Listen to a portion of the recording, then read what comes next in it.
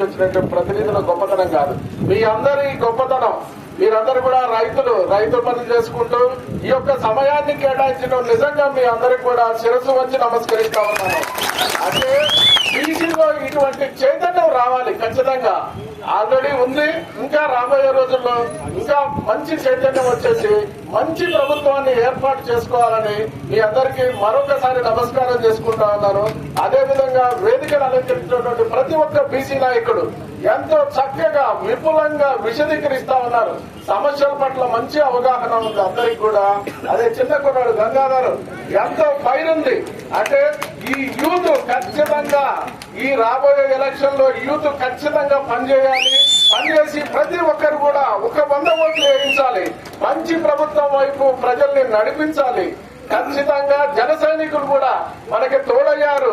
అంటే మంచి అనుభవం ఉన్నటువంటి పరిపాలకులతోని ఆవేశం ఉన్నటువంటి ఒక నాయకుడు మనకి తోడయ్యాడు. వీళ్ళందరూ కలిసి ఈ యొక్క పరిపాలనని, ఈ దుష్టపాలనని గద్దెదించాలి.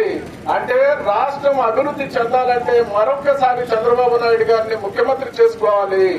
అంటే సంక్షేమ పథకాలు అనేది ఒక ఇన్కమ్ ని వృద్ధి చేసి మనం పంచాలి కానీ ఆస్తులు అమ్మి అతను ఆస్తులు కొదవ పెట్టి సంక్షేమ పథకాలు ఇస్తా ఉన్నాడు.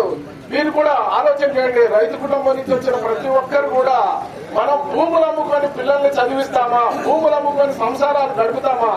లేదు, పంటలు పండించుకొని ఇన్కమ్ ని వృద్ధి చేసుకొని మన యొక్క సంసారాలను మనం సాగదీస్తా ఉంటాము.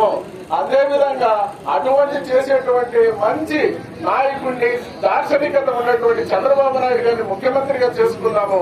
అదేవిధంగా పార్థసారథులు ఉన్నారు ఇక్కడ, ఆయన కూడా తెలుగుదేశం పార్టీ పుట్టినప్పటి నుంచి ఉన్నారు. అంటే అటువంటి నిబద్ధత ఉండేటువంటి వ్యక్తులు ఉన్నటువంటి పార్టీ ఇది, విలువలు కలిగినటువంటి పార్టీ ఇది.